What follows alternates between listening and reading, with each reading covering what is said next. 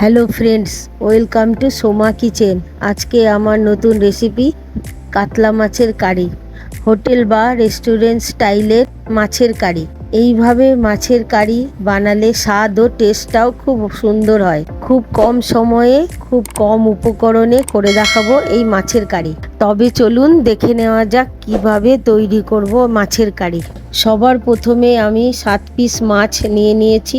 এবারে ওই মাছগুলোকে ভালো করে ধুয়ে পরিষ্কার করে নিয়েছি। এবারে পরিমাণ মতো নুন ও হলুদ দিয়ে ম্যারিনেট করে রাখবো 5 মিনিট।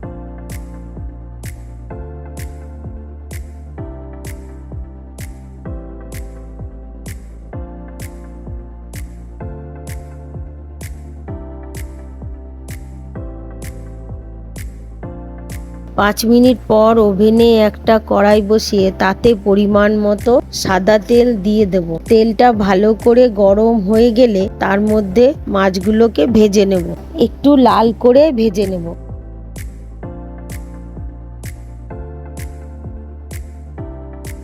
একদিক ভাজা হলে অন্য দিকও ভেজে নেব।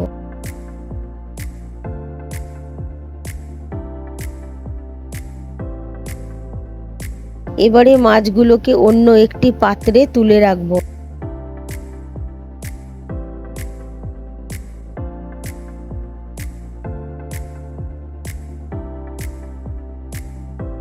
এবারে ওই মাছ ভাজা তেলের মধ্যে কেটে রাখা পেঁয়াজ, কাজু, টমেটো 2 মিনিট ভেজে নেব।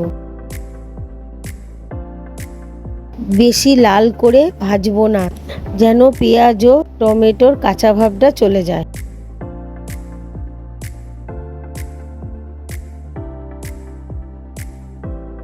এবারে ওই পেঁয়াজটাকে তুলে রাখবো ঠান্ডা হওয়ার জন্য। এবারে একটা মশলা বানিয়ে নেব। একটা মিক্সিং জারের মধ্যে কয়েকটা কাঁচা লঙ্কা, 1 চামচ জিরে, 1 চামচ ধনে গুঁড়ো আর জায়ফল জয়িত্রী দিয়ে দেবো। আর পরিমাণ মতো জল দিয়ে একটা পেস্ট বানিয়ে নেব। এবারে অন্যদিকে পেঁয়াজ ও কাজু টমেটোটাকে একটু পেস্ট করে নেব।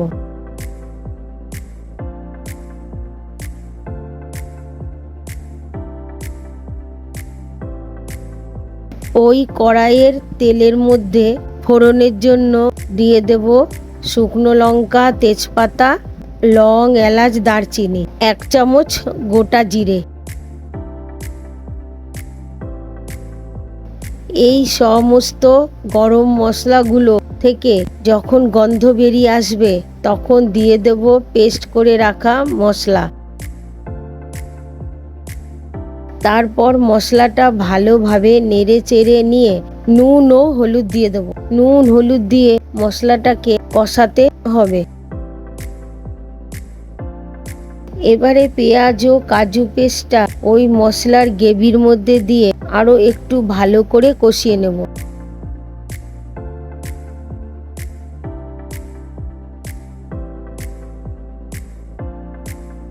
4 চামচ টক দই দিয়ে মশলাটাকে আরেকটু কষাতে হবে। দইটা যেন কেটে না যায় তার জন্য ভালো করে খুন্তি দিয়ে বারবার নাড়তে হবে। এভাবে 5 মিনিট কষাতে হবে। এবারে কাশ্মীরের লঙ্কার গুঁড়ো 1 চামচ দিয়ে দেবো। মশলার গ্রেভিটাকে ভালো করে কষিয়ে নেব।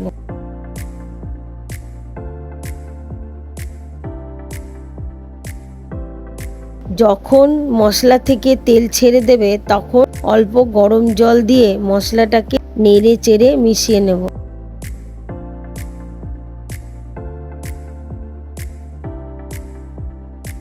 গ্রেভিটা যেন ফুটতে থাকে ওই সময় গরম মশলা দিয়ে ভেজে রাখা মাছগুলোকে দিয়ে 5 মিনিট পর নামিয়ে দেব।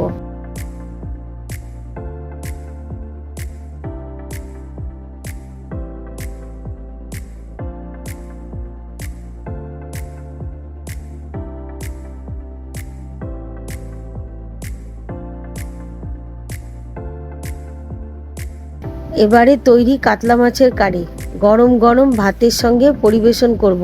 আশা করছি রেসিপিটা ভালো লেগেছে। ভালো লাগলে অবশ্যই কমেন্টে জানাবেন। লাইক, শেয়ার ও সাবস্ক্রাইব করবেন। ধন্যবাদ।